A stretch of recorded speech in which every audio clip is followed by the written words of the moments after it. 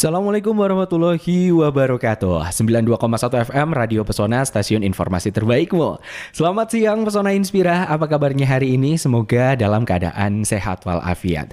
Kembali lagi saya Iqbal Santosa menemani Pesona Inspira dalam Bincang Pendidikan, di mana pada edisi hari ini, hari Jumat tanggal 7 Juni 2024, kita akan sedikit berbincang-bincang mengenai tema yang luar biasa nih. Di mana hari ini kita akan membahas mengenai mengolah kol segar, maksimalkan potensi. Tentunya jika kita masuk dalam sesi bincang pendidikan, Iqbal tidak sendirian pada siang hari ini. Iqbal sudah ditemani dua orang narasumber yang sudah hadir di studio Radio Pesona. Untuk narasumber kita yang pertama nih, mari kita kenal bersama-sama. Ada Ibu Tri Imroati SPD MSI, merupakan guru SMP Negeri 1 Wonosobo. Selamat siang Ibu. Selamat siang Mas Iqbal. Apa kabarnya Bu hari ini? Alhamdulillah luar biasa sehat. Alhamdulillah baik ya. Untuk narasumber yang kedua kita ada Ibu Laila Budiarti MPDI. Beliau juga merupakan guru dari SMP Negeri 1 Wonosobo. Selamat siang Ibu. Selamat siang Mas Iqbal. Alhamdulillah. Gimana Ya. Bu? Ini pertama kali datang ke studio Radio Pesona ya Bu? Kayaknya kedua kalinya ya. Oh kedua kali. Kayaknya kedua kalinya Dali. Tapi kan kita studionya baru ini Iya, Bu. iya. Menepati pas masih awal Iya. studinya kita datang ini. Masih ada bau-bau cat ini Bu. Iya betul. Baik, hari ini berarti siap nih. Kita bakalan ngobrolin seluruhnya seputar kol segar. Berarti siap ya Bu? Insya Allah. Insya Allah siap. Baik, untuk Pesona Inspira juga bisa bergabung bersama kami. Ada yang ingin bertanya seputar kol segar, mungkin putra-putrinya ada di SMP Negeri 1 Wonosobo terus sempat menyinggung mengenai kol segar. Ini kira-kira apa ya? Kok saya tertarik? Bisa banget bertanya melalui saluran WhatsApp Radio Pesona, ada di 0823 2383 9996. Baik Bu, ini tema kita hari ini kan mengolah kol segar, maksimalkan potensi. Ini menarik sekali, kol segar ini sebenarnya kol segar ini apa? Apakah sejenis sayuran ini Bu? Iya. Memang pada saat awal kalau sekarang ini bicaranya tentang latar belakang Boleh. ya. Jadi tahun 2019 itu ada suatu kejadian yang kita pasti masih ingat sekali, yaitu betul. adanya COVID-19 itu. Jadi kol segar itu dulu itu masih berbasisnya bukan berbasis potensi yang sekarang ada itu bukan, tapi dulu masih berbasis prestasi. Oke. Saat itu saya berempat dengan Bapak Ibu guru yang lain, ada Bu Tri Imroati, ada Pak Trisuko yang hari ini tidak hadir ke sini karena kita cuma berdua. Iya. Yang satunya lagi adalah Bu Tri Hastuti. Jadi kita itu berempat. Saat itu kami dipimpin oleh kepala sekolah yaitu Bu Sri Puji Astuti yang sekarang beliau jadi kepala sekolah di SMP 1 Selomerto. Itu awal mulanya dari kol segar. Memang judulnya orang mengira Wonosobo berarti ini kubis ini. Iya, apakah ini inovasi dari dispaperkan justru seperti itu ya? Kubis dibuat menjadi kering apa dikalengkan apa gimana gitu. Betul. Iya, memang judulnya lumayan marketable itu. Iya, judulnya ini di kuping gampang nempel gitu. Kol segar apaan itu? Itu sebenarnya akronim. Oke. Jadi memang kita mengambil akronim yang identik dengan Kabupaten Wonosobo. Kita itu identik dengan tempat yang penghasil sayur mayur. Oke, baik. Utamanya ada di Dieng itu ya, kentang, ada kol, terus kemudian sayur mayuran yang lainnya lah. Kita membuat akronim itu yang mengambil ada klik-kliknya sama sayur. Akhirnya muncullah akronim kol segar. Sebenarnya itu adalah kolaborasi sekolah, S-nya itu, terus kemudian tenaga ahli dan instansi terkait, itu G-nya. Kemudian A-nya adalah alumni. Alumni yang dimaksudkan di sini adalah alumni yang terimbas oleh kol segar, bukan alumni diaspora yang sudah jadi pegawai di mana di luar atau gimana, bukan. Terus R-nya itu adalah orang tua.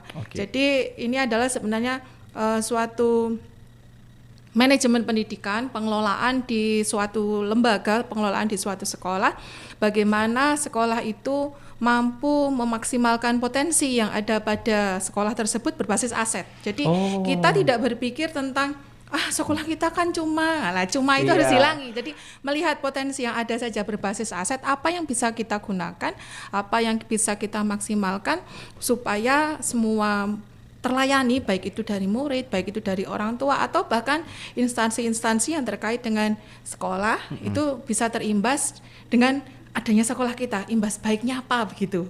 Walaupun mungkin ada sekolah yang bilang, ini kan terbatas gitu. Iya, betul, Padahal betul, enggak gitu. Nah, jadi kembali lagi ke segar tadi, itu bukan nama sayur Mas Iqbal. Okay.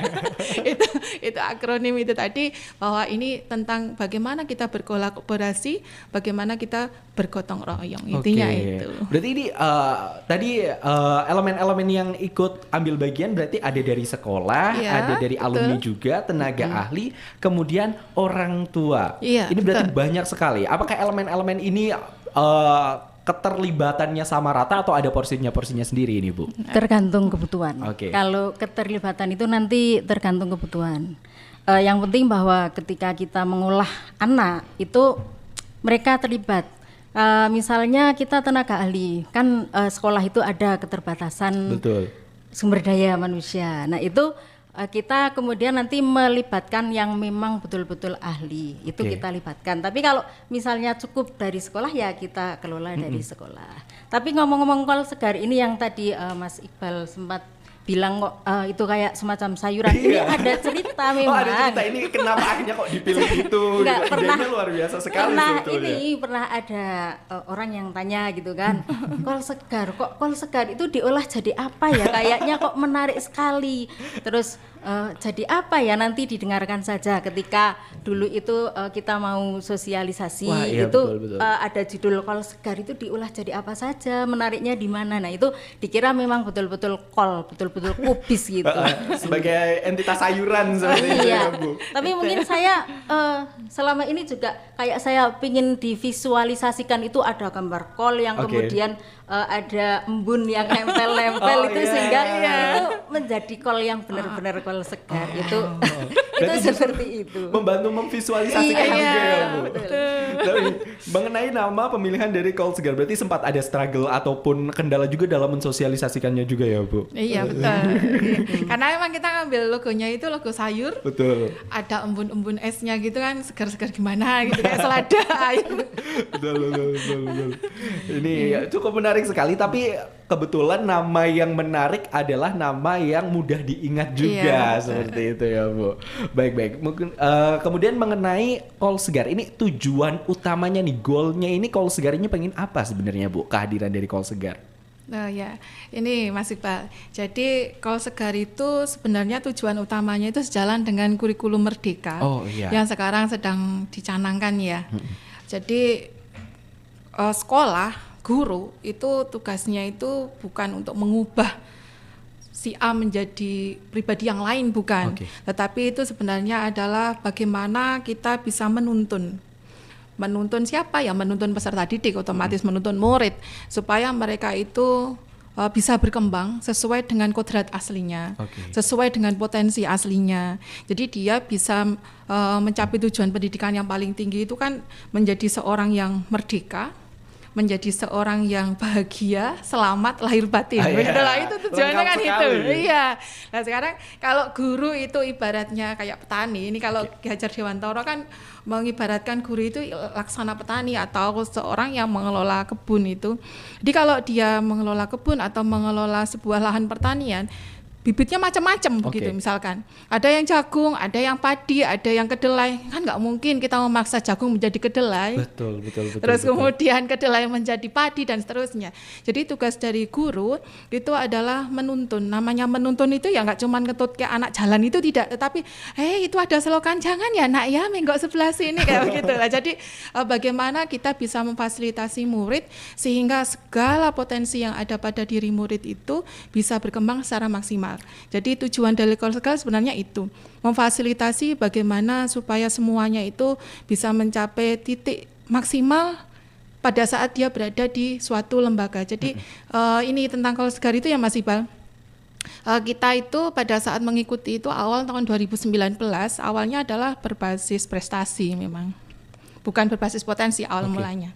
Tapi seiring dengan berjalannya waktu, dari anggota-anggota Coast Guard ini bertiga itu terlibat dalam guru penggerak itu, ternyata banyak ilmu dalam kegiatan guru penggerak itu yang klik sejalan dengan yang kita lakukan.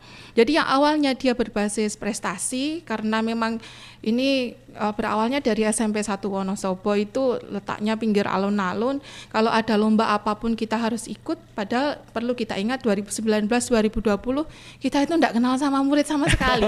Karena semuanya berbasis online. Enggak pernah bertemu, enggak pernah apa, tapi kalau lomba harus ada orangnya gitu. Awal mulanya itu, sehingga muncullah ide macam-macam. Tapi saat itu kita membuat web dan lain-lain itu berbasisnya bagaimana kita tetap berprestasi walaupun kita nggak ketemu anak, awalnya itu. Tapi kemudian mulai bergulir dengan berjalannya waktu, kurang lebihnya terutama perubahan drastis itu terjadi di 2023 ya Bu Im ya. Itu ya di masa kepemimpinan kepala sekolah kami yang baru, yaitu Bapak Kuat, itu berubah menjadi berbasis potensi. Bagaimana kita bisa memfasilitasi semuanya sehingga sesuai dengan SDGs atau tujuan pembangunan berkelanjutan, yaitu memberikan pelayanan pendidikan itu adil dan merata. Kita nggak lihat, oh dia berkebutuhan khusus, oh rasa diulang wae, begitu tidak. Tapi semuanya harus mendapatkan pelayanan yang maksimal sesuai dengan potensi yang ada pada mereka dan sesuai apa yang bisa kita lakukan. Intinya seperti itu. Kemudian inovasi apa saja nih Bu yang sudah dibawakan oleh Coast Guard sehingga mampu memaksimalkan potensi dari siswa-siswa yang ada?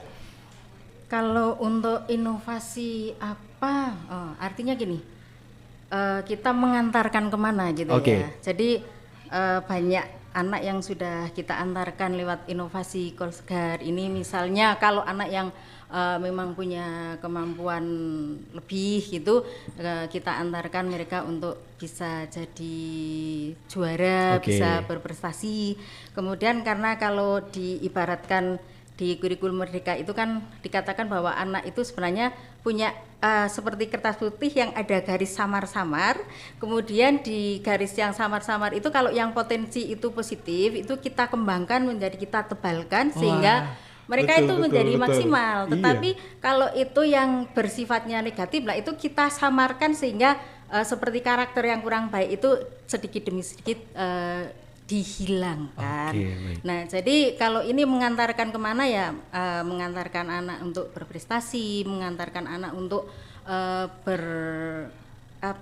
punya kemampuan yang maksimal sesuai dengan keunikannya masing-masing.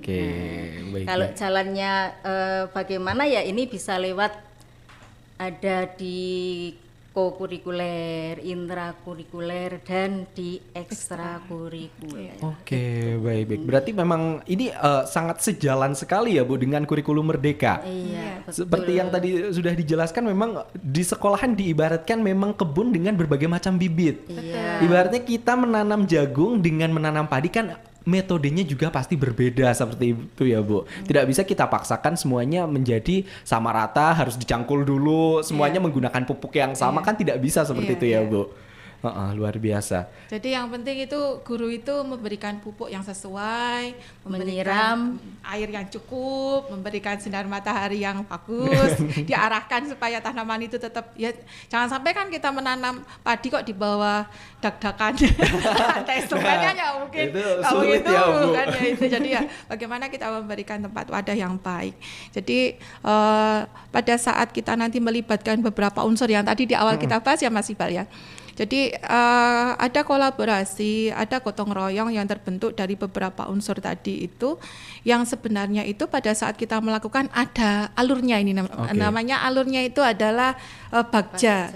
Bagja itu sebenarnya ada sebelum Ki Hajar Dewantara. Kalau Ki Hajar Dewantara nyebutnya Bagja.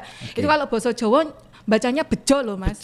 Iya, teman orang-orang bacanya Bagja begitu, BAGCA. Itu sebenarnya bacanya bejo itu. Lalu jadi orang yang beruntung itu Ki Hajar Dewantara yang mengadaptasikan di Indonesia yang awalnya itu adalah inquiry apresiatif miliknya Copywriter. Jadi ada 4D miliknya Copywriter itu. Yang pertama adalah discover, kemudian dream, design, deliver. Nah, pada saat dia diadaptasikan di Indonesia, kalau adopsi kan niru apa anane begitu ya. Kalau diadaptasikan berarti disesuaikan, maka menjadi Bagja itu. Jadi ada buat pertanyaan, kemudian ambil pelajaran, gali mimpi, jabarkan rencana, atur eksekusi. Dari beberapa yang terlibat tadi, yaitu ada segarnya tadi ya, sekolah, tenaga ahli, instansi terkait, alumni, orang tua itu kita mengumpulkan walaupun itu bersifat perwakilan. Pada saat kita berkumpul itu nanti kemudian kita membuat beberapa pertanyaan. Yang pertanyaan itu munculnya dari peserta. Jadi bukan kita yang buat pertanyaan, tapi dari peserta. Ayo dong, kalau sekolah kita mau maju, apa yang bisa kita lakukan? Nanti muncul pertanyaan ke dari orang, emang kita bisa apa? Gitu. Terus bagaimana kalau ini? Bagaimana kalau ini? Lah itu pada saat buat pertanyaan itu, maka muncullah sebenarnya ide-ide keren dari beberapa unsur yang terlibat tadi. Setelah buat pertanyaan selesai, muncul pertanyaan macam-macam, kemudian ambil pelajaran. Ambil pelajaran itu bisa berasal dari pengalaman-pengalaman dari orang-orang yang kita ajak untuk berdiskusi bersama itu, atau bisa juga dari apa yang pernah mereka pelajari. Misalkan, Bu, di sekolah sana itu keren sekali loh, ada ininya gitu. Ya mereka mengambil pelajaran di sekolah lain, atau mereka pernah searching di mana, lihat apa, kemudian mereka, Bu, mau buat kayak gini, kayak gitu. Itu namanya ambil pelajaran. Dia bisa mengambil sisi positif dari pengalaman hidup yang pernah dia dapatkan, termasuk dari orang tua, dari tenaga ahli itu, oh kerennya itu harusnya begini, Bu. Nah itu namanya ambil pelajaran. Setelah ambil pelajaran itu terlaksana, maka kemudian selanjutnya adalah gali mimpi. Loh, kalau pengen ada yang seperti itu, emangnya kamu punya mimpi apa sih? Kok harus seperti itu? Nah, kemudian muncullah, kita ingin sekolah kita itu menjadi sekolah yang apa gitu. Kita ingin organisasi milik kita itu menjadi organisasi yang bagaimana. Jadi ini bukan hanya untuk sekolah, Mas Iqbal. Sebenarnya semua organisasi, OPD apapun itu bisa melaksanakan alur bagja ini atau inquiry apresiatif. Nah, setelah gali mimpi kan ketahuan itu apa yang diinginkan oleh orang-orang yang berada di dalam tempat tersebut, di dalam lembaga itu, di dalam organisasi tersebut. Itu namanya gali mimpi. Kalau sudah gali mimpi, kemudian jabarkan rencana. Kalau punya mimpi kayak gitu, kita punya rencana apa? Yang mau kita lakukan apa ya? Gitu ya. Nanti kan anak-anak muncul ide, Bu, misalkan ya, Bu, Jumat religinya ada ini dong, Asmaul Husna, ada sholat duha dong, ada apa begitu. Nah, nanti ada juga ekskul kita jadi 32 ya, Bu ya. Banyak sekali, iya. Itu kan karena anak-anak yang ingin, Bu, biar ini nanti kalau geguritan menang, ada dong ekskul geguritan. Mana ada ekskul geguritan di sekolah. Mungkin kita kayak seperti apa ya, seperti warung itu kan mungkin tadinya belum menyediakan benda ini gitu lah. Kemudian ketika ada pembeli mau tanya-tanya, ada nggak benda ini, terus oh belum ada, nah tak adakan. Nah seperti itulah. Iya, jadi ya kayak gitu. Misalkan ada sesuatu yang diinginkan anak kok mahal sekali, contohnya rebana ya. Betul. Rebana itu mahal sekali itu. Itu kalau dibuat menjadi ekskul, wah korat-korit itu sekolahnya. Maka kemudian kita adakan, tapi kalau sudah mendekati lomba, yang sekiranya budget itu bisa terjangkau oleh semua lah, itu namanya adalah jabarkan rencana. Yang terakhir adalah atur eksekusi. Jadi apa yang harus kita lakukan, langkah-langkah tadi itu, siapa yang mau ambil bagian, siapa yang mau kerja duluan gitu. Jadi ini bukan hanya tentang collective action atau atur eksekusi tadi, bukan, tetapi ini adalah collective dream. Karena eksekusi yang kita lakukan itu berdasarkan dari mimpi bersama tadi. Nah, karena ada mimpi bersama yang ingin diwujudkan, kemudian semuanya saling berkolaborasi, semuanya saling gotong royong, intinya adalah gotong royong itu, nafasnya adalah gotong royong, maka ada nilai lain yang muncul di dalam Kol Segar. Itu namanya VCO, Mas Iqbal. VCO. Ini bukan Virgin Coconut Oil, bukan. Saya kira dia karena tadi sudah ada Kol Segar, ini muncul Virgin Coconut Oil. Ini bukan Virgin Coconut Oil, bukan ini. VCO itu Voice, Choice, Ownership. Voice itu suara.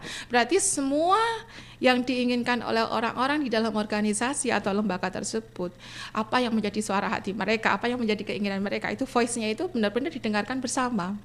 Setelah kita didengarkan bersama, kemudian kita buat pilihan dari beberapa suara tadi. Berarti muncul choice, muncul pilihan. Kalau kemudian suaranya didengarkan, pilihannya itu kemudian diakomodir, maka muncullah ownership. Handar beni begitu, merasa memiliki terhadap apa yang sudah disepakati bersama, merasa memiliki terhadap apa yang sudah diputuskan bersama itu tadi, sehingga ya ending goal-nya adalah apa yang diinginkan bersama tadi bisa tercapai, apapun itu gitu. Iya, hingga ini ruhnya sebenarnya ya ada bagja, ada VCO, terus kemudian tadi kolaborasi atau gotong royong, itu ruh awalnya. Tadi juga sempat disinggung bahwa sekarang ekstrakurikulernya sekarang menjadi 32 seperti itu ya Bu. Berarti itu merupakan salah satu bentuk dampak yang nyata setelah adanya Korsegar. Dampaknya ini ada di ekstrakurikuler juga ikut terimbas, jadi extend-nya banyak sekali seperti itu ya Bu. Betul, karena ya tadi bahwa kita kan ingin melayani semua warga sekolah, murid-murid terutama secara maksimal. Kan mereka punya keunikan yang berbeda-beda. Jadi ada bakat minat mereka yang berbeda-beda, yang ini yang harus dilayani. Jadi memaksimalkan itu disitulah letaknya. Iya. Apalagi tadi memang Korsegar ini adalah orientasinya ini berbasis aset.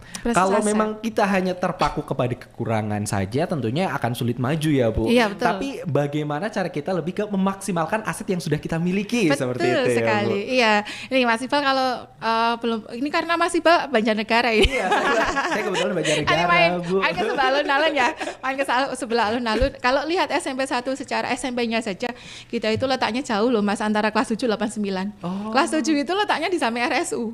Wah, jauh kelas juga 89-nya ada di sebelah alun-alun, jadi lumayan jauh. Tapi ada beberapa kegiatan dengan gedung yang sangat terbatas itu, walaupun tengah kota, pinggir alun-alun, dekat Ringin, penunggunya nih.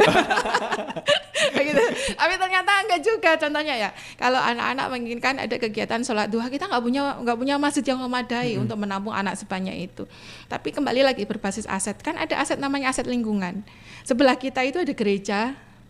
Sebelah kita ada masjid, dan ada beberapa tempat yang lainnya juga yang bisa digunakan untuk memenuhi kegiatan yang ada di sekolah. Sekarang kalau orang kemudian mendengar kami mengatakan alun-alun ada masjid, ada gereja, lah sekolahku pinggir sawah gimana? Ya kalau gitu ya berbasis aset itu ya berdasarkan dari aset yang memang benar-benar ada di sekolah-sekolah yang ingin seandainya ada replikasi dari tempat kami itu ya menyesuaikan dengan lingkungan itu ada di mana, terus kemudian apa yang dimiliki. Intinya jangan pernah kita berpikir kurangnya dari sekolah kita, kurangnya dari lembaga di mana kita berada, tapi bagaimana kita melihat ada sisi positif apa sih yang ada di tempat kita bernaung saat ini, sisi positif apa sih yang ada di sekolah kita saat ini, bagaimana itu menjadi sesuatu yang bisa mempush kita menjadi wow gitu.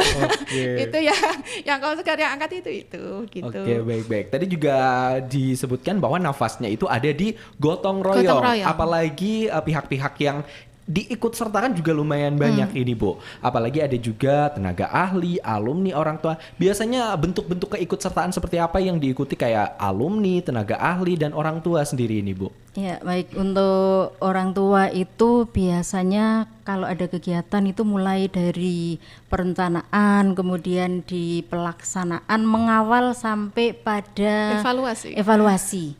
Itu peran orang tua. Jadi misal ini kita taruh saja ambil satu contoh mau lomba gitu ya. Mau lomba itu nanti mereka sudah yang menganggarkan nanti mau berapa kali latihan, kemudian nanti akomodasinya bagaimana, itu sudah sepenuhnya ditopang oleh orang tua. Kenapa? Karena sekolah itu kan punya keterbatasan dana. Sampai nanti pada pemberangkatan dan seterusnya sampai evaluasi itu orang tua terlibat. Kemudian kalau tadi yang tenaga ahli, ketika kita membutuhkan di sekolah itu sudah tidak mampu atau mungkin tidak ada tenaganya, kita ambil dari luar. Misalnya seperti panahan itu kan tidak punya, kita nggak punya, kita gurunya ambil belum ada yang jago panah juga kita ambil tenaga dari luar. Kemudian musik itu kan banyak, kalau untuk seni suara sudah ada, kita sudah punya jagonya yang itu juga guru tapi sudah menjuarai di tingkat nasional biasa ya, pada lomba PGRI itu sudah tidak diragukan lagi. Tapi kalau untuk musik macam-macam, ada yang juga biola main itu kan butuh juga tenaga ahli, itu kita libatkan. Kalau instansi terkait itu misalnya kita butuh tes air, pengetesan air itu kan nggak bisa sendiri, kita datanglah ke PDAM itu. Terus misalnya kok kita ada anak yang dalam tanda kutip berkebutuhan khusus, kita butuh psikolog, ya kita larinya ke sana. Kerjasama dengan rumah sakit gitu, seperti itu. Kalau alumni itu biasanya kami datangkan untuk ini bisa mendampingi ketika ada mau lomba, memotivasi kan, ini dulu pernah ikut lomba ini, misalnya lomba KIR, dia pernah, kemudian sekarang jadi mahasiswa juga ikut di karya ilmiah itu berhasil sampai bahkan mungkin di luar negeri. Nah, itu kami datangkan untuk memotivasi, untuk membimbing. Nah, itu dampaknya luar biasa bagi adik-adik. Oke. Tadi yang menarik juga bahwa ada anak berkebutuhan khusus yang memang mau tidak mau kita akui untuk di sekolah sendiri notabene merupakan yang minoritas seperti itu ya Bu. Ini cara dalam memenuhi kebutuhan dan juga aspirasinya juga sama pastinya ya Bu. Kalau untuk anak berkebutuhan khusus itu ini ada aturannya Mas Iba. Jadi tidak boleh kemudian dia disendirikan gitu, enggak. Dia itu tetap berbaur dengan anak yang lain. Hanya saja mungkin pelayanannya berbeda. Umpamanya kita memberikan pengertian kepada anak-anak yang di dalam kelas sekali menerangkan selesai, tapi untuk anak ini perlu kita dekati, kita perlu menerangkan dengan cara khusus. Tadi kalau Bu Imroati menyampaikan itu lebih ke ekskul ya, sekarang kita masuk deh ke yang intrakurikuler ya. Jadi yang masuk ke dalam pelajaran pun ini berlaku untuk alur ini. Misalkan anak-anak menginginkan pembelajaran seperti apa, apakah kita nanti tugasnya mau apa, mau membuat pakai bahan tayang Canva atau mau pakai infografis atau mau pakai apa, anak yang tentukan. Gitu. Bu, mau buat poster aja deh Bu, misalkan begitu. Semuanya poster? Oh iya, tapi kontennya berbeda ya. Berarti itu nanti diferensiasi begitu. Ini terus melebar ke diferensiasi ya. Ada diferensiasinya, tapi dia kontennya saja yang berbeda, tapi wujudnya masih sama. Nah, ini kita menentukannya itu bareng-bareng dengan anak. Karena itu adalah anak yang mau, maka dia akan merasa memiliki terhadap pembelajaran tersebut. Contohnya lagi, Bu, besok kalau pembelajaran pakai Kahoot ya, apaan itu Kahoot? Gurunya mungkin nggak tahu ya. Iya betul. Apaan itu Kahoot? Ya itu Bu, game. Oh ya siap, bilang aja siap. Ntar kita belajar kepada guru yang lebih muda. Yang memang gitu. Sudah tahu seperti itu ya Bu. Kadang bisa jadi gurunya nggak tahu. Kayak seperti saya kan generasi tuwir itu. Saya tanya aja kepada yang udah, Mas ajarin dong Kahoot apaan? Terus kemudian nanti ada guru yang berbagi ke kita. Jadi di sekolah kami pun ada kegiatan berbagi praktik baik ya Bu. Itu jadi ada sesuatu yang fresh, ada sesuatu yang baru, apalagi yang guru-guru yang fresh graduate itu langsung jadi P3K, langsung jadi PNS. Itu pinter-pinter pol itu. Nah, kita tidak boleh enggan atau malu untuk belajar kepada beliau-beliau semua yang muda itu, karena kita memang penting. Kalau tidak mau mengikuti nanti kita ketinggalan. Betul. Muridnya aja tahu, masa gurunya udah tahu lah. Itu di intra kayak gitu. Jadi yang terkait dengan pembelajaran. Kemudian ada yang masuk dalam kokurikuler. Contohnya yaitu di kegiatan pagi tapi bukan ekskul. Gini kalau Jumat pagi mau ada apa, mau kegiatan apa, jalan saja itu ditanya Mas nih. Contohnya ya, sekarang Jumat sehat, alurnya kemana ya, mau jalannya kemana? Pak kalau bisa yang nggak sama dengan kemarin ya. Biasanya kalau di sekolah selatan RSU itu jalannya muter depan gitu. Oh ya oke lah, kita ganti alur lain, muteri pasar. Misalnya kayak gitu. Jadi ya karena Pak kok jauh ya, kok cuman ke pasar misalkan kayak gitu ya. Lagi mana lagi emang waktunya cuma 45 menit. Yang sekiranya terjangkau. Terus kemudian pernah lagi ada ini festival balon di ini apa namanya Don Bosco. Belum lama aja kan, deket kan 2 hari kalau nggak salah. Bareng dengan hari Jumat, anak-anak apa nonton itu dong, boleh. Tapi sampai dengan pukul 8:10 harus sudah masuk ke sekolah. Jadi kita gunakan aset yang ada di sekolah kita untuk mendukung pembelajaran di sekolah. Jalan-jalannya dapat, view di mata juga mereka dapat, happy-nya dapat. Kalau mereka punya uang saku lebih, jajannya juga dapat. betul. Jadi ya bagaimana kita memaksimalkan rasa bahagia di anak dengan fasilitas yang seadanya atau apa adanya gitu. Betul. Dan ini yang menarik juga adalah di mana adanya Call Segar ini sebenarnya memberikan kebebasan si anak untuk berkreasi, mengeksplor segala macam jenis aktivitas, tapi tetap memberikan batasan-batasan tertentu juga ya. Iya, namanya menuntun ya tadi Mas. Kalau dia mau jalan ke Kalen, masa kita biarkan saja ke Selokan? Nggak apa-apa nak, itu kan mau nyemplung aja kan nggak mungkin. Kita jangan ya, sini aja jalannya gitu. Jadi kita menuntun itu ya mengikuti anak tapi tetap dengan pengawasannya. Itu tidak terus kemudian lost gitu, tidak.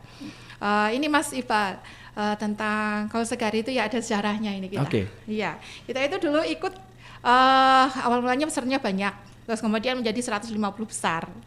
Setelah 150 besar masuklah jadi 120 besar. Setelah 120 besar terus kemudian kita masuk ke top 99 besar dulu nasional ya. Terus kemudian kita masuk terakhir itu di top 45. Top 45 itu sudah terakhir itu, nggak ada lagi. Nah, setelah top 45 itu ternyata dari Kemenpan RP itu ada dipilih 32 OPD. OPD itu organisasi pelayanan daerah itu se-Indonesia. Alhamdulillah Kol Segar dari SMP 1 ini sudah bukan nama SMP 1 lagi ya. Kol Segar miliknya Kabupaten Wonosobo itu ya, itu sudah menjadi 32 besar. Wah, menjadi lebih mengerucut lagi. Iya, 32 besar. Terus kemudian tidak lama kemudian ada lagi 7 besarnya. Kita masuk dalam 7 besar yang direkomendasikan oleh Kemenpan RP untuk bisa dilaksanakan studi tiru. Iya. Dan ini baru saja kemarin, baru beberapa waktu yang lalu. Iya. Oke, ini berarti mengerucutnya luar biasa sekali sampai ke 7 besar. Iya, sampai 7 besar. Dan itu yang 32 besar itu ada DIF namanya, dana insentif fiskal yang masuk ke kabupaten. Jadi memang yang melaksanakan itu adalah OPD-OPD di tingkat daerah, tetapi imbasnya itu untuk kabupaten. Kalau kita tidak bisa, nggak mungkin kan Bu Imroati atau saya sodako 1.000-2.000 kabupaten. Oh, Kabupaten Wonosobo itu kaya kok ya. Nah, maka kita caranya berkontribusi ya ini Putri Hastuti, Putri Imroati, kepala sekolah kami, Pak Kuat, kemudian Pak Trisuko, itu kita bekerja sama bagaimana supaya Kol Segar yang sudah masuk ke nasional ini benar-benar bisa maksimal betulan. Nah, ternyata ada imbasnya apa yang kita lakukan itu berimbas baik ke daerah, sehingga daerah kita mendapatkan dana insentif fiskal yang semoga itu membawa dampak baik untuk berlangsungnya inovasi-inovasi selanjutnya di Kabupaten Wonosobo. Harapannya itu ya nanti ada inovasi-inovasi lebih keren, karena Wonosobo sudah banyak kok yang dari RSU, ada sekolah-sekolah lain juga. Nah, itu nanti bisa diduplikasi oleh intaran Kabupaten Wonosobo sendiri, juga yang dari luar. Dulu yang sudah ini ya Putri Imrati dari Palu. Oh, dari Palu. Ya, itu ada. Jadi setdanya rombongan datanglah ke setda kita. Oh, ya, luar biasa. Studi tiru seperti studi tiru judulnya. Dari Bogor juga. Dari Bogor pernah. Terus kemudian dari Badan Pemeriksa Keuangan yang Jogja itu isinya orang-orang se-Indonesia, itu pejabat-pejabat pengawas keuangan itu juga Balai Besar BPK, Penjaminan Mutu yang Jawa Tengah Balai Besar juga, Penjaminan Mutu Jawa Tengah juga pernah ke tempat kita. Nah, bukan masalah siapa yang datang ya. Saya itu harapannya bersama dengan teman-teman, kalau memang kita membuat inovasi seperti ini, bagaimana inovasi ini tetap berkelanjutan dan benar-benar memberikan dampak untuk yang ada di kabupaten. Kalau kabupaten yang sudah duplikasi ke sekolah kita itu ada 20 SMP, kemudian SDG sudah ya Bu Imi. Studi tiru. Studi tiru, cuma kami mungkin agak kesulitan untuk kontrol apakah mereka juga sudah melakukan betul, yang belum di situ, karena itu kan tidak langsung seperti membalik telapak tangan ya. Ada prosesnya juga ya Bu. Iya, ada prosesnya, tapi yang sudah melaksanakan itu pada saat masa Bu Sri Pujiastuti ya Bu, malahan itu ada SMP 3 Wonosobo yang saat itu tentang KIR, karya ilmiah remaja, dan alhamdulillah dari pihak SMP 3 Wonosobo saat itu juga mendapatkan juara 1 di tingkat nasional. Wah. Jadi bukan aku biasa juara 1, kamu nggak boleh tahu loh. Enggak ini. Tidak seperti itu ya, enggak seperti itu, karena ya ini kan tersebar toh, kalau misalkan muridnya mendapatkan sesuatu yang hebat, guru itu cuma dapat bahagia ya Bu ya. Iya. Lah kalau begitulah memang semuanya orang keren-keren ya, ayo mari kita fasilitasi bersama begitu, walaupun dia bukan berada di sekolah kita. Ya caranya tadi, asalkan ada sekolah yang memang benar-benar berniat baik untuk duplikasi atau replikasi atau studi tiru lah bahasanya begitu, sehingga nanti potensi yang ada di sekolah beliau semua itu juga bisa berkembang dengan maksimal. Oke. Ini memang prosesnya kan luar biasa sekali ya, mulai dari di tingkat nasional dan lain sebagainya. Serta ini sudah ada sejak dicetuskan dari tahun 2019 seperti itu ya Bu. Tentunya prosesnya juga sudah menghasilkan adanya alumni-alumni seperti itu Bu. Betul. Ini perubahan yang dirasakan oleh alumni-alumni yang sudah merasakan Kol Segar ini seperti apa ini Bu? Para alumninya ini, para produk-produk dari Kol Segar seperti itu. Jadi bakwan. Jadi sop. Jadi alumni yang dirasakan oleh alumni Kol Segar ini, ada yang mereka itu banyak yang masuk di sekolah selanjutnya di jenjang SMA itu dengan jalur prestasi. Karena Kol Segar ini kan beberapa kali sudah menghasilkan kejuaraan tingkat internasional. Bahkan sampai internasional juga Bu. Ada Care itu ada, kemudian Seameo namanya itu di Singapura. Kemarin itu baru-baru ini. Terus kemudian tari yang itu Eurofest. Iya, Eurofest. Itu kemudian mereka punya tiket untuk masuk ke sekolah selanjutnya dengan jalur prestasi. Itu mungkin itu yang bisa dirasakan. Tentunya dengan adanya Call Segar ini kan mereka berkesempatan untuk menggali potensi yang mereka miliki. Sehingga pilihan modal yang mereka punya justru lebih banyak setelah mendapatkan Call Segar seperti ini ya Bu. Iya betul. Jadi misalkan gini Mas Ipa, orang pengen sekolah masih ada anggapan bahwa sekolah itu keren loh gitu. Aduh kok rumahku jauh. Aku sementara pengen sekolah di sana gitu. Betul. Bisa, salah satunya adalah melalui jalur prestasi. Jalur prestasi itu walaupun bisa dimasuki dengan nilai murni kalau untuk jenjang SMA, tapi apabila anak tersebut kok kemudian memiliki piagam kan bisa ditambahkan. Misalkan nilai maksimalnya 40. Terus kemudian dia mendapatkan nilai 37, ketambahan piagam 1 lumayan itu 38 ya. Walaupun mungkin 37-nya itu sudah berani bersaing dengan lulusan sekolah lain. Tapi kalau memang dia punya piagam, kan yang diambil memang hanya 1 piagam tertinggi Mas Iqbal, walaupun dia punya selusin piagam gitu. Yang boleh kan cuma 1. Lah, nanti anak-anak misalkan kalau dia sudah juara rebana tahun ini, maka tahun depan jangan ikut rebana ya, biarkan kesempatannya untuk teman yang lain. Gitu. Itu kalau di SMP kami sudah mulai berjalan seperti itu.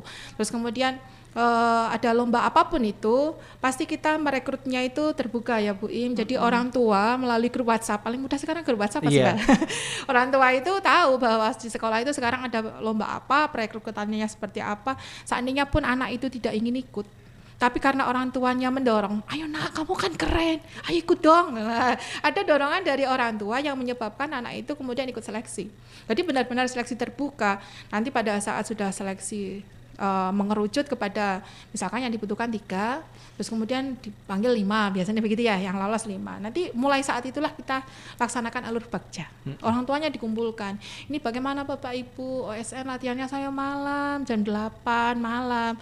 Maamnya bagaimana? Bisa jemput enggak? Nanti makannya bagaimana, mau dikirim atau bagaimana? Nanti biarkan orang tua yang berpikir untuk memfasilitasi putra-putrinya. Lah kalau sekolahan memberikan rocket chicken 3 kali gitu saya. Itu ini kok bawa merek ini? Ya, kok merek ya? Membelikan makanan tertentu begitu ya. Nanti wah itu dana besar, makan itu sepertinya kecil, hanya 10.000 20.000, tapi kalau kali berapa anak, kali berapa sekian jangka hari, waktu, mana bisa bos mengcover itu, nggak bisa kan lah. Maka kemudian orang tua itu dilibatkan. Contoh lagi biaya berbudget besar itu ya, contohnya tadi kalau KIR sampai ke luar negeri itu kan ada tiket yang perlu dibeli, ada akomodasi yang perlu ada. Lah itu harus dikomunikasikan dengan orang tua. Terus kemudian pasti ada muncul pertanyaan nih, saya berbicara seperti ini ada pertanyaan, "Duh, kalau anak tidak mampu gimana itu?" Padahal dia keren. Maka itu ada subsidi silang di tempat kami Mas Iba. Jadi misalkan ya ada biaya 5 juta begitu ya. Karena memang dana dari komite kan enggak sebanyak itu, sekolah kan enggak boleh narik ini. Ya, hanya ada dana pos itu. Kalaupun ada yang memberikan sumbangan itu kan sifatnya sukarela dan tidak ada paksaan sama sekali, enggak boleh narik. Memang judulnya enggak boleh narik gitu. Dan itu tidak banyak. yang mau berkontribusi itu sedikit gitu lah. Nah, sekarang kalau memang biaya itu besar, maka itu orang tua harus tahu. Biarkan beliau yang merancang sendiri. Beli tiketnya berapa, akomodasinya berapa, jangan guru yang hitung, biar orang tuanya yang hitung begitu. Nanti setelah itu tugas dari sekolah adalah kalau bisa kita mencarikan sponsorship. Iya, entah itu dari Dinas Pendidikan, alhamdulillah Call Segar itu support besar dari Dinas Pendidikan, dari Seda, dari Bapeda. Iya. Jadi kalau tanpa ada dukungan dari Dinas Pendidikan, terima kasih Pak Mustafa saat ini yang menjadi pelindung kami di Dinas Pendidikan. Terus kemudian tanpa ada dukungan dari Dinas Pendidikan, tanpa dukungan dari Seda, tanpa dukungan dari banyak pihak nggak bisa jalan kan itu. Nah, nanti kalau misalkan kok harusnya dana keluar 5 juta, kok anak itu dapat sponsor 3 juta misalkan, ya sudah bayar aja 2 juta gitu. Jadi tidak kemudian 3 juta untungnya sekolah apa sih. Jadi gitu, biarkan orang tua yang mengelola keuangan sehingga transparan betul. Maka apapun itu kebutuhan yang kita ingin penuhi di sekolah itu, asalkan orang tua sama-sama tahunya insya Allah bisa. Lah anak yang tidak mampu tadi bagaimana? Dirembuk bersama.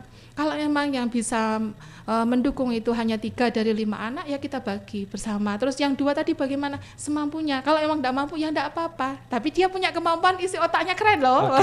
Gitu. Selama masih bisa diwadahi, masih bisa difasilitasi oleh pihak sekolah, entah bekerja sama dengan siapapun, insya Allah kita usahakan seperti itu. Oke, baik. Ini seru sekali perbincangan kita mengenai kol segar, tapi untuk mengakomodir juga nih para pesona Inspira yang ingin bertanya, sekali lagi silahkan bisa bertanya melalui nomor WhatsApp kami, ada di 0823 2383 9996, dan kita akan kembali setelah jeda yang berikut ini. Jadi tetap di 92,1 FM Radio Pesona, stasiun informasi terbaikmu. Dialog hari ini. Baik, Pesona Inspira masih bersama saya Iqbal Santosa di bincang bersama dengan 2 narasumber luar biasa kita di bincang pendidikan mengenai mengolah kol segar, maksimalkan potensi. Masih bersama dengan Ibu Tri Imroati SPD MSI, guru dari SMP Negeri 1 Wonosobo, serta Ibu Laila Budiarti MPDI yang merupakan guru dari SMP Negeri 1 Wonosobo juga. Tadi kita sudah mengupas banyak hal mengenai kol segar yang memang menjadi salah satu inovasi layanan yang sudah diterapkan di SMP Negeri 1 Wonosobo. Dampaknya juga luar biasa sekali bagi para siswa, dan sekarang nampaknya banyak nih Pesona Inspira yang mulai penasaran mengenai apa itu kol segar. Kita akan masuk ke pertanyaan yang sudah masuk di nomor WhatsApp Radio Pesona, ada di 0823 2383 9996. Untuk pertanyaan yang pertama ini, Bu. Siang Kak Iqbal, saya dari Titi di Jarak Sari. Seandainya nih mau mengadopsi program kol segar di sekolah lain, apakah boleh dan caranya seperti apa ini, Bu? Silahkan, monggo. Oke, baik Mas Iqbal. Kalau ditanya boleh nggak? Boleh sekali. Karena tadi sudah disampaikan bahwa Betul. Inovasi kol segar itu sudah menjadi rujukan untuk direplikasi bukan hanya di Wonosobo tetapi di tingkat nasional. Jadi sangat boleh. Kemudian bahwa di inovasi kol segar ini juga sudah masuk ke JIPP. Oh, JIPP. Iya, Jaringan Inovasi Pelayanan Publik. Jadi ketika kita masuk di JIPP itu ada tuntutan di sana untuk membuat buku panduannya. Jadi di inovasi kol segar ini kami sudah punya panduan. Oh, berarti kalau sudah misalnya ada. tadi Bu Titi itu mau belajar, mau mengadopsi, boleh datang ke sekolah. Atau mungkin boleh WA juga ya. Bisa hanya banget, kalau lebih baik itu datang ke sekolah dengan berbincang-bincang, dengan berdiskusi, itu mungkin lebih leluasa daripada lebih mantap mungkin seperti itu ya, Bu. daripada mungkin lewat WA-an itu kalau banyak sekali kan juga menjelaskannya agak susah. Itu bisa kami menerima dengan tangan terbuka, dengan lapang dada. Silahkan untuk datang ke SMP Negeri 1 Wonosobo. Oke, baik. Jadi bisa banget, silahkan bisa datang langsung ke SMP Negeri 1 Wonosobo, karena tujuan utamanya adalah mencerdaskan anak bangsa dan memberikan kesempatan yang sama juga ya, Bu. Tentunya. Pelayanan pendidikan adil dan merata. Itu SDGs yang nomor 4 itu. Iya. Baik. Kemudian pertanyaan yang kedua nih sudah masuk. Halo Kak, mau tanya. Ini dari Dias di Sawangan. Ini mengenai manfaat inovasi dari kol segar yang bisa langsung dirasakan oleh siswa sebenarnya apa sih? Dan kalau di Wonosobo kira-kira apakah baru SMP 1 saja yang menerapkan kol segar seperti itu? Ya, terima kasih Kak Dias yang sudah bertanya. Ini ya. Jadi untuk inovasi kol segar itu yang paling dirasakan oleh murid adalah perubahan positif di dalam sebuah sekolah. Kalau dulu kita di dalam sebuah sekolah itu hanya melaksanakan aturan yang ada di sekolah, titik. Kalau sekarang enggak, semua ditawarkan. Maunya kita bagaimana? Sampai masalah seragam saja itu ada penawaran dulu ke murid, misalkan ya. Ini mau seragamnya kerudung dimasukkan, apa kerudung dikeluarkan, apa bagaimana tampilannya, itu ada pembahasan dengan murid. Jadi bukan serta-merta aturan itu turun. Itu misalkan tadi alur bagja yang ada di dalam kol segar itu ya, ini yang ada hubungannya dengan seragam. Terus kemudian ada lagi yang tentang pembelajaran, tadi udah kita singgung sedikit. Pembelajarannya mau seperti apa ya nak ya, biar kita asyik, kita gimana, mau belajar di dalam apa mau di luar? Bu, saya mau di dalam, mau di luar. Ya oke, ada yang di dalam, ada yang di luar. Berarti nanti gurunya memberikan fasilitas yang berbeda. Contohnya gini Mas Ilbal kan generasi Z ini. Iya, saya Gen Z. Gen Z gitu. Jadi kasih folder isinya macam-macam. Ada yang film, ada yang artikel, ada yang apa. Jadi kan mereka bisa akses sesuai dengan bakat minatnya dia. Dia itu passionnya lihat apa. Saya sukanya yang video Bu, pelajaran sejarah, Ibu dongeng saya ngantuk misalkan gitu. Nah ini ada yang sejarah dan lain-lain. Jadi ada imbasnya ke bagian pembelajaran. Ada yang bagiannya ke ekskul seperti yang kita bahas tadi. Kalau ekskul memang lebih cenderung ending goal-nya tadi prestasi ya. Padahal enggak juga loh. Misalkan ya ada anak tingginya cuma 150, padahal laki-laki mau ikut basket. Jangan ikut basket, jangan begitu. Biarkan aja dia ikut, dia kan happy. Walaupun dia itu tidak kemungkinan untuk bisa masuk ke tim basket unggulan sekolah itu kecil, tapi kan dia merasa bahwa apa yang dia inginkan itu sudah terwadai, sudah diberikan fasilitas oleh sekolah. Dia boleh dan dia juga diberikan pelatihan yang sama dengan yang lainnya. Jadi ekskul itu adalah salah satu wadah bagaimana kita itu memberikan pelayanan prima kepada murid.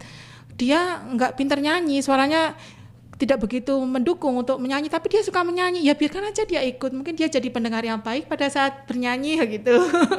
Jadi imbasnya banyak, ada intra, ada ekstra, ada kol. Terus kemudian tadi seperti yang sudah disampaikan Putri Imroati, anak-anak yang dia mendapatkan fasilitas piagam tadi ya, karena dia ikut lomba terus kemudian menang, baik itu di tingkat kabupaten, provinsi, nasional maupun internasional, dia itu punya password keren untuk bisa masuk ke sekolah-sekolah tertentu.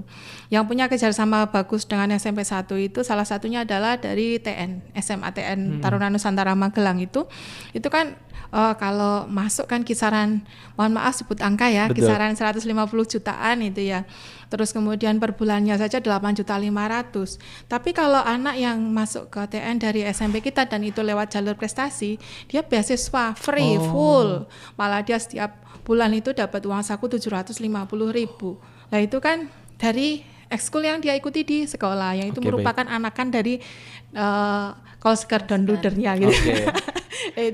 itu imbasnya banyak, sehingga anak-anak yang tadi mau sekolah dia nggak terpaku dengan jarak, karena walaupun jarak dekat, kalau dia tidak niat untuk sekolah di situ, dia nggak suka dengan lingkungan itu, untuk dia belajar maksimal kan sulit juga Mas Iqbal.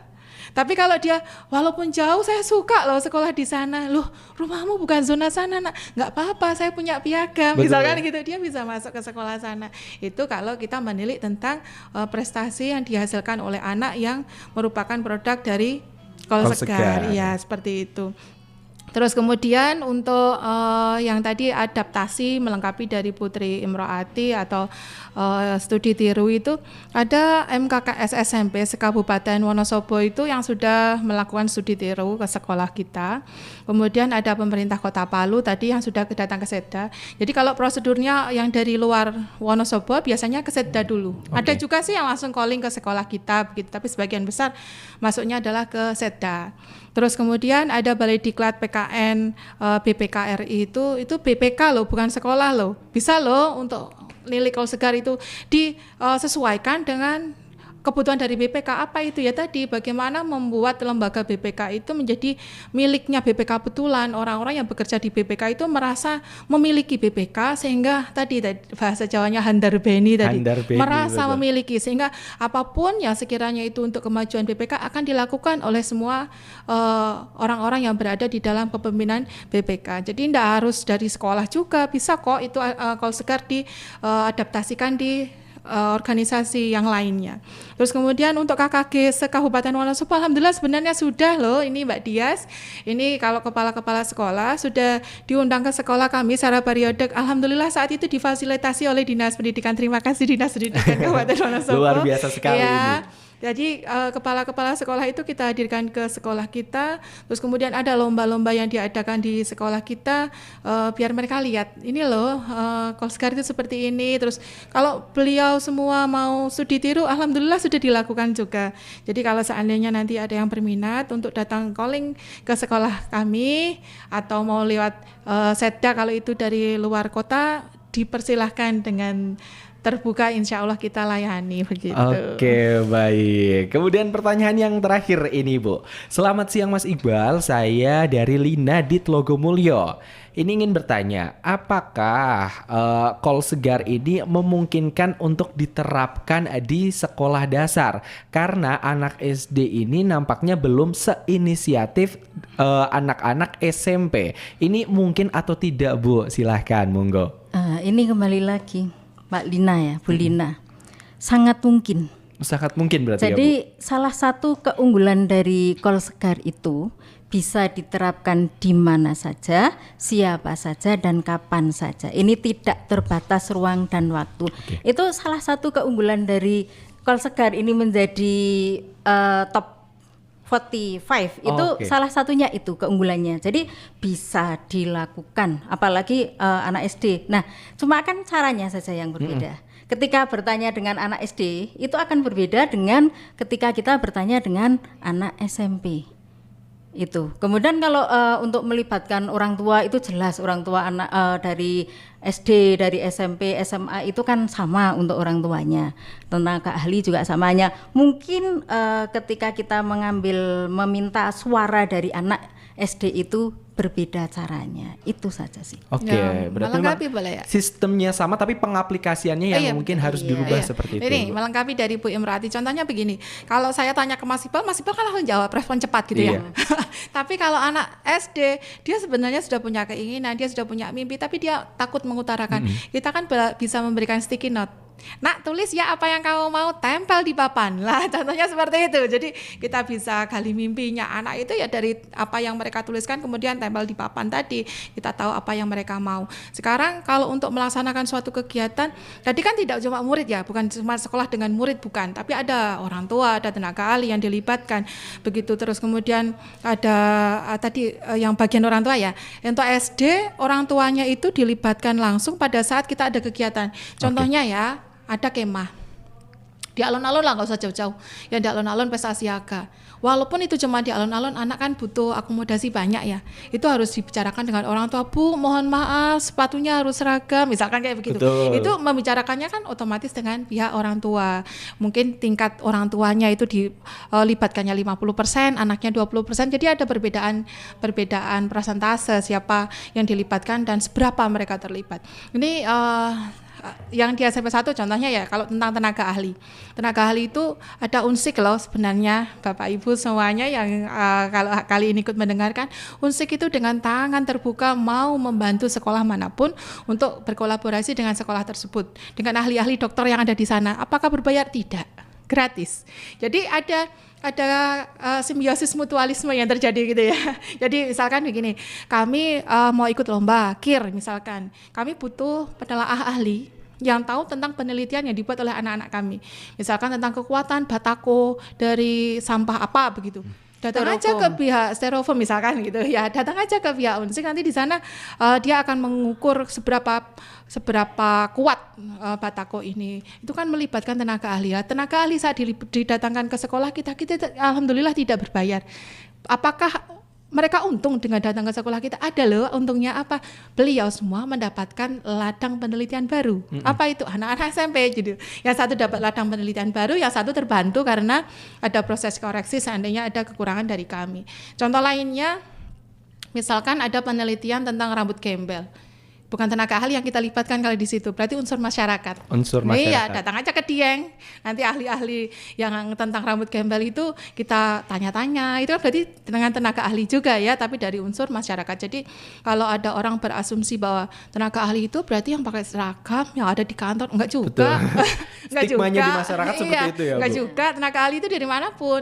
Contohnya tentang bundengan. Loh, datang aja ke Jarak Sari, itu ahli bundengannya ada gitu. Kita bisa kerjasama dengan sana. Nanti pasti ada imbas balik apa, misalkan kemudian kita publikasikan tentang bundengan, kita publikasikan tentang alamat beliau, sehingga banyak orang yang ingin share tentang bundengan dan ingin belajar ke sana, kan saling menguntungkan begitu. Tinggal bagaimana guru yang ada di sekolah itu berusaha untuk memanfaatkan lingkungan-lingkungan yang ada di sekitarnya tentang para ahli tersebut supaya mau bekerja sama dengan sekolah kita, tapi beliau juga diuntungkan dengan keberadaan kita pada saat meminta tolong kepada beliau. Hanya masalah komunikasi saja ini. Masalah komunikasinya ya, Bu. Iya, ya ke PDAM kita enggak berbayar juga, kita ke ini ya Bu, ke mana Aqua pernah juga, misalkan gitu ke kantor Kementerian Agama, misalkan anak SMP itu neliti tentang angka perceraian tinggi di Kabupaten Wonosobo. Iya, datang aja ke pengadilan agama, pengadilan negeri, banyak kok kita kerjasama dengan tempat-tempat seperti itu, tidak menutup kemungkinan tadi dari unsur masyarakat. Betul, Begitu. wah luar biasa sekali ini ya ternyata dari Call Segar sendiri. Besok kerjasama sama ini sama Radio Pesona FM. Boleh, silahkan. Tinggal dikomunikasikan saja. Balik lagi mengenai masalah komunikasi ya Bu. Tinggal kita menyesuaikan waktunya saja seperti itu. Baik. Ini memang luar biasa dengan adanya inovasi Call Segar. Ternyata banyak masyarakat, banyak elemen juga yang diikut sertakan dalam usaha untuk memberikan mungkin memfasilitasi dari siswa-siswinya untuk mendapatkan kesempatan yang sama dengan bakat minat yang dimiliki masing-masing juga. Yang luar biasanya ternyata Call Segar ini boleh diaplikasikan di semua lini organisasi, lini masyarakat. SMP Negeri 1 Wonosobo secara tangan terbuka siap ya kalau ada misalnya dari organisasi-organisasi yang ingin belajar mengenai Call Segar. Dan karena waktu kita juga sudah terbatas nih, mungkin sebagai closing statement ini Bu, silahkan untuk memberikan harapan ke depannya mengenai Call Segar yang nampaknya sudah mulai diadopsi oleh sekolah-sekolah yang lain juga. Silahkan Bu harapannya.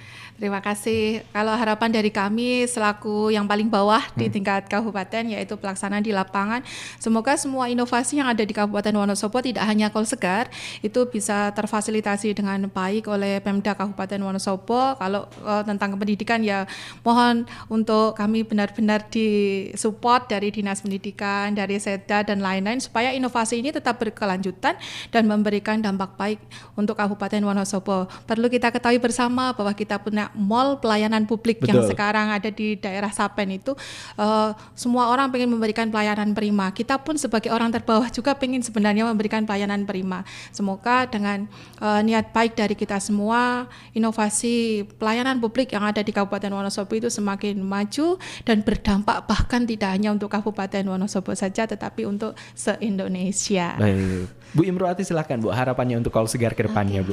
Harapannya bahwa dengan adanya Call Segar ini untuk sekolah-sekolah yang lain yang saya yakin sekolah itu sudah punya inovasi, hanya mereka belum mengadministrasikan secara baik.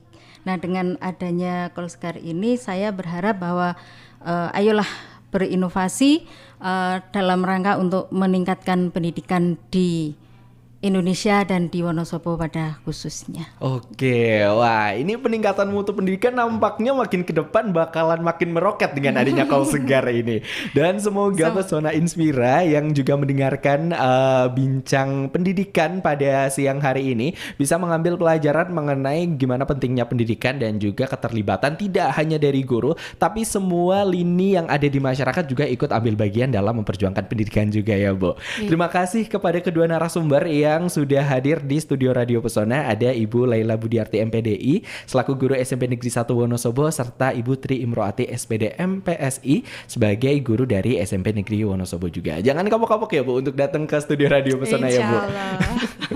Baik, untuk Pesona Inspira terima kasih yang sudah bergabung di bincang pendidikan siang hari ini. Nantikan bincang pendidikan selanjutnya dengan tema yang tidak kalah menarik, tentunya masih di 92,1 FM Radio Pesona, stasiun informasi terbaikmu. Saya Iqbal Santosa pamit. Wassalamualaikum warahmatullahi wabarakatuh.